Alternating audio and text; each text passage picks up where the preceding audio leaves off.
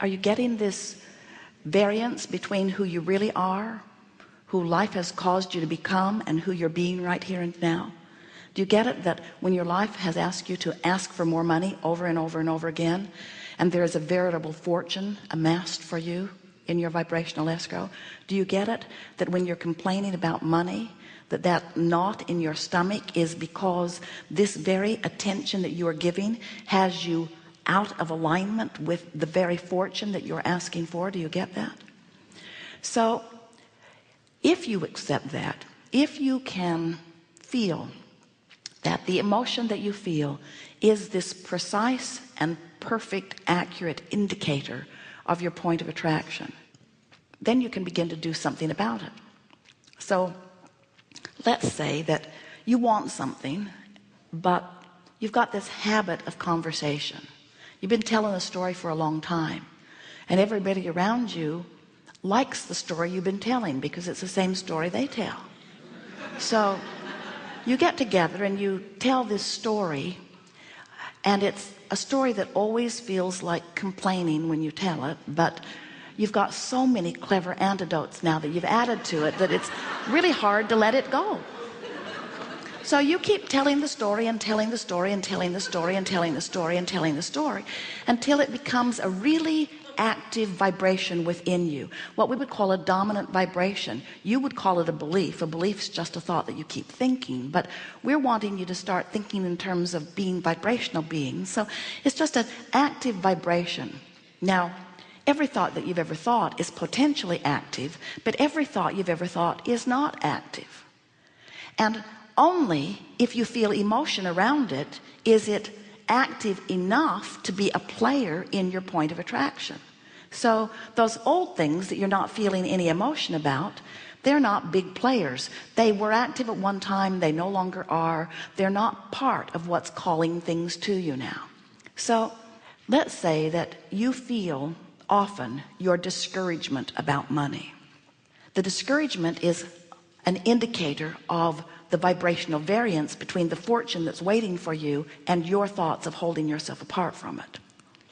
We really liked that choice of words, did you? The feeling of discouragement is such a lovely indicator of the vibrational variance between the fortune that is amassed with your name on it and your current stance or habit of thought, which is holding you away from it. So you feel this negative emotion, but you don't know what it means, so you don't do anything.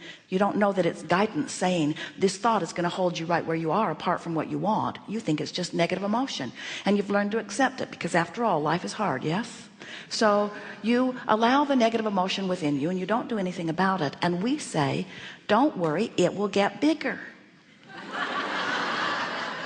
Because the source energy part of you consistently calls you. And not only that, every time you have a life experience which causes you to ask for more, the stream moves faster and faster and faster. But when you beat the drum of those old habitual thoughts and you don't let yourself be a vibrational match or even move in the direction of what you want, you get tenser and tenser. That's why we say, don't worry, it will get bigger. The stream moves faster, you're going to feel more negative emotion. And the interesting thing is that the more you live life and the more you hold to your old beliefs, the more life causes you to put more speed in your river, and so the more those old beliefs are hard on you. So don't worry, it will get bigger. So then there is a manifestation. Something big shows up in your life as a result of this tension.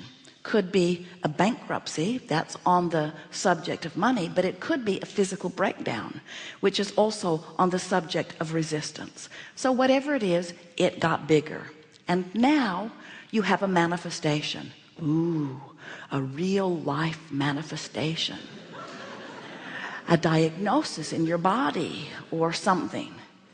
And what we want to say to you in a way that you will really, really hear it, know it, feel it, and benefit from it is that manifestation, big, bad, and awful as it may seem to be, is only an indication of vibration, period. It's not a death sentence. It's not a proclamation of how good you are or bad you are. It is not anything more than just the extension of indicator of how you've been offering your vibration. You don't go to the gas station with your indicator on your gas gauge on empty and have a sort of emotional meltdown, putting your head on the steering wheel.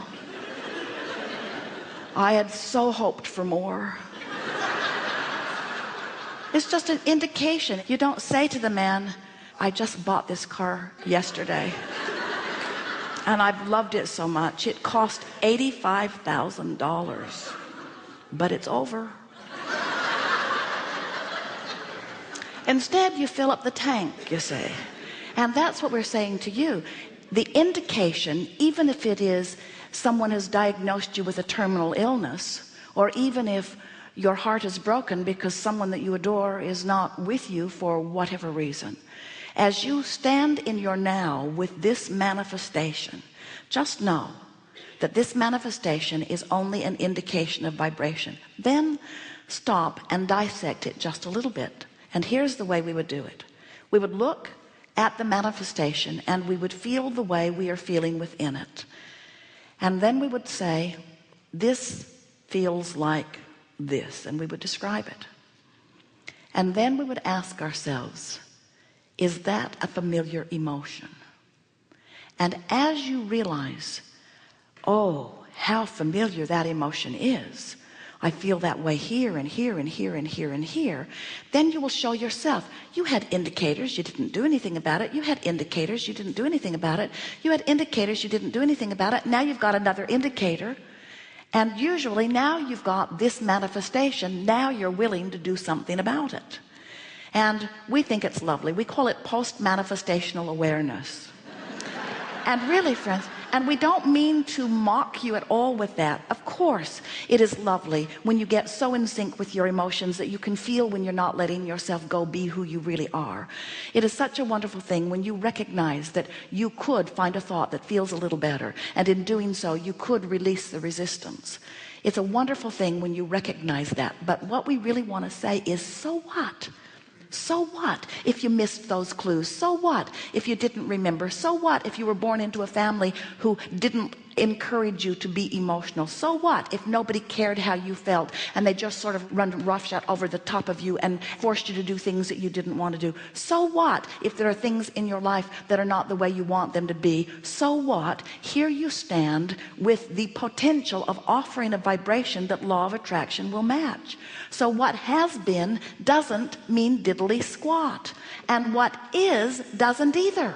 What is does not matter. It's only an indication of vibration. That's all it is. It is only an indication of vibration. And since you have the power to change your vibration right now, right now, right now.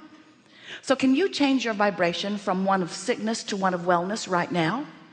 No, not really. But you can move in the direction of it little by little by little by little by little. The knowing of your empowerment feels very different than the disempowerment of fear around an illness. And you're not going to make that jump all at once, but you don't have to. Even if it has manifested into something that is big, bad, and awful in your body, you still don't have to do it immediately. You have plenty of time. It doesn't take that long, a day or two or three or four, even if it takes a month. When you know what you're doing, when you know what you're reaching for, when you know why you feel what you feel, when you know what your emotions are, when you know that they're just playing off the two parts of you, and when you know that this part of you, this bigger part of you, this longer living eternal part of you, this part of you that law of attraction has been responding to much more powerfully than this part of you, this part of you is fabulously well and fabulously clear and fabulously vital and fabulously wealthy, fabulously everything that you want to be. And when you know that, and you start listening for the call that's calling you toward it, and you stop doing those things you do that don't let you go toward it, you begin to gradually and consistently close the gap. As Jerry and Esther are traveling from Phoenix to San Diego, they don't get out there in the middle of the desert and argue with each other about whose fault it is that they're not there yet. And even though all those miles across the desert, they're not where they really want to be, they're not unhappy in the moving along, because there's plenty of wonderful things to experience along the way, and they know they're going to get there. And that's the thing that is not present within so many of you relative to your journey from sickness to wellness. You're not joyful along the way because you keep taking score. You keep demanding that you be there now, be there now. Give me a drug, give me a surgery, give me something that gives me instant manifestation. And we say it doesn't work that way. You've got to stop demanding that circumstances around you change so that you can have a better feeling response. And you've got to begin evoking within yourself a better feeling response, which will then be the indication that you've changed the vibration, and then the circumstances must change. It is law.